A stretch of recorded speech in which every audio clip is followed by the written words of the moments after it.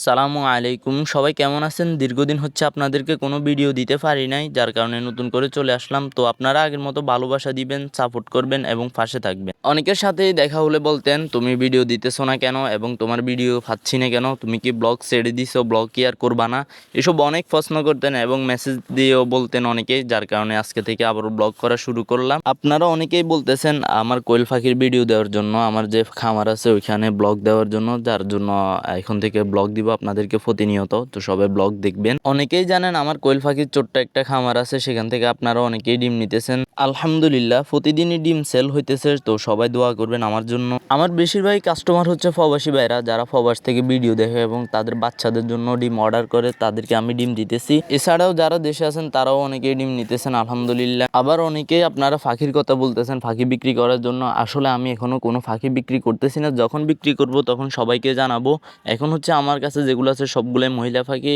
পুরুষ পাখি আমি সবাই যারা খাওয়ার জন্য নেয় তাদেরকে আমি দিয়ে দিই পুরুষ পাখিটা, আর মহিলা পাখিটা আমি ডিমের জন্য রাখছি, যার কারণে এখনো কোনো পাখি বিক্রি করতেছি না। তো অনেকেই ভাবতেছেন আপনারা কোয়েল পাখি পালন করবেন, তাদেরকে আমি বলতে চাই আপনারা এই সিজনে কোয়েল পাখিটা না তুলে সবসময় শীতের আগে যে গরমের সিজন যেটা আছে ওই সিজনে আপনারা পাখিটা তুলবেন। তাহলে আপনাদের পাখিটা ডিমে চলে আসবে, পাখি সুস্থ থাকবে। এর ফলে আপনাদের শীতকালে যে পাখি নিয়ে কষ্ট পোহাতে হয় ওই কষ্টটা আর সহ্য করতে হবে না। আপনার পাখিটা যখন ডিমে রেডি হয়ে যাবে তখন আপনার কষ্ট করতে হবে না। এটা বলার কারণ হচ্ছে যে যখন আমি আসলে পাখি দুইবার তুলছি, যার কারণে আপনাদেরকে আমি কথাটা বলতেছি যাতে আপনারা সতর্ক থাকেন। শীতকালে কেউ বলেও পাখিটা তুলবেন না একদম। এখন যে এই শীত পড়তেছে ডিসেম্বর, জানুয়ারি, ফেব্রুয়ারি, বিশেষ করে এই শীতের সিজনে পাখি না তুলে ভালো, কারণ এই সময় যে পরিমাণে শীত পড়ে আপনার নতুন খামারিরা দেখা হচ্ছে যে তাপ দিতে পারে না, যার কারণে পাখি প্রচুর পরিমাণে অসুস্থ হয়ে যায়। আর তাছাড়া আমিও কিন্তু একদম নতুন খামারি, যার কারণে আমার এই কষ্টের সম্মুখীন হইতে হয়েছে শীতকালে পাখিটা নিয়ে। তো যাক আলহামদুলিল্লাহ, আল্লাহ তাআলা এই কষ্টের সমাধান দিয়েছেন। তো আপনারাও যদি পারেন এখন না তুলে আপনার আগামী বছর অথবা এই সিজনে যখন শীত চলে যাবে তখনই তুলবেন।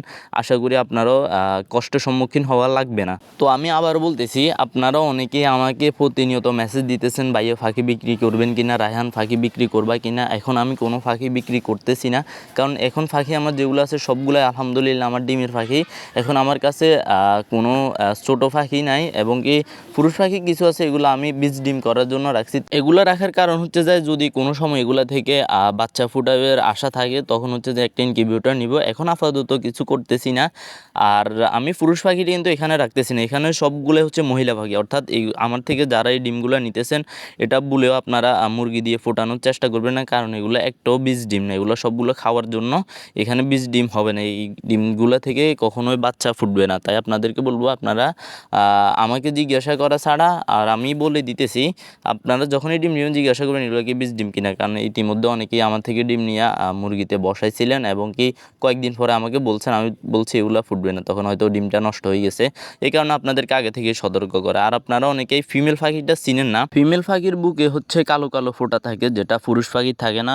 পুরুষ পাখির হচ্ছে আপনার একটু লালচে আর পুরোটাই কিন্তু সাদা থাকে। মেল ফিমেল হয়তো আপনি এভাবে বেশি চিনবেন না, সবসাইতে বেশি চিনবেন হচ্ছে আপনি যখন কয়েকটা পালবেন, কয়েকটার প্রতি আপনার আইডিয়া হবে বা পাখি সম্পর্কে বুঝবেন, তখন হচ্ছে আপনি পুরোপুরি মেল ফিমেল পুরোটাই চিনতে পারবেন। আজকে ডিম তুলতে প্রায় অনেকটাই লেট করে ফেলছি, সকালে একটু কাজ থাকার কারণে সকালে শুধু পাখিকে খাদ্য দিয়ে আর পানি দিয়ে চলে গেছি, তাই আর সকালে ডিমটা তুলতে পারি নাই, বিকালে তুলতে হলো। আর আমার ঘরটা হচ্ছে একদম আমাদের পুকুর পাড়ে, আমাদের ঘরের পিছনে। আর পুকুর পাড়ে হওয়ার কারণে একটু সমস্যা, এখন আজকে কয়েকদিন কারেন্টটা একটু ডিস্টার্ব দিতেছে বেশি। আপনার হচ্ছে রাতে কারেন্ট থাকে না, যার কারণে পাখির অতিরিক্ত পরিমাণে ঠান্ডা লেগে যায়। আর ঠান্ডা লাগার কারণে হয়তো বা অনেক সময় দেখা যায় পাখি ডিমের প্রোডাকশন অনেকটাই কমে যায়। যাক তারপরে আলহামদুলিল্লাহ। তো এটা হচ্ছে আমার খামারের উত্তর ফাঁস, এই ফাঁসটা হচ্ছে কিছুই ছিল না, তো আমি ভাবলাম এটা খালি রেখে লাভ নাই, যার কারণে হচ্ছে কিছুটা সবজি চাষ করার চেষ্টা করলাম আর কি। যতটুকু পারছি ততটুকু করার চেষ্টা করছি।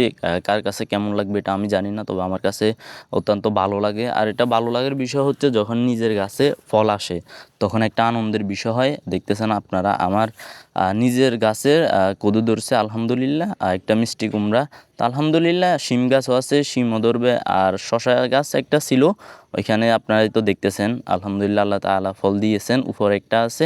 তো সবাই দোয়া করবেন আমার জন্য। এখানে হয়তো বা এতদিনে ফসল আরও বেশি থাকতো, আমি হচ্ছে বন্যার আগে কিছু লাগাইছিলাম, ওইগুলো হচ্ছে বন্যার কারণে নষ্ট হয়ে গেছে, যার কারণে লাউ গাছ এটা একটু হয়তো বা অনেকটাই ছোট, তবে আগেরটা আরও বড় ছিল।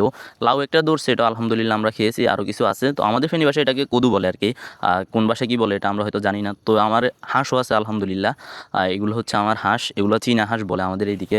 কোন দিকে কী বলে নাম আমি ওটা জানি না, তবে আমাদের এদিকে চীনা হাঁস নামে পরিচিত। তো এখানে আমি এখনও হাঁসের ভিতরে মেল ফিমেলটা চিনি না, যার কারণে এখন আমি বুঝতেছি না মেল কোনটা ফিমেল কোনটা। তো আরও বড় হওয়ার পরে যদি অভিজ্ঞ কোনো ব্যক্তি থাকে তাদেরকে জিজ্ঞাসা করব। তো আলহামদুলিল্লাহ আমরা এগুলো হচ্ছে ডিমের জন্য প্রস্তুত করব। আর এদিকে সবচেয়ে সৌন্দর্যের একটা বিষয় হলো হাঁসগুলো হচ্ছে আমার সবসময় খামারটা পাহারা দেয়।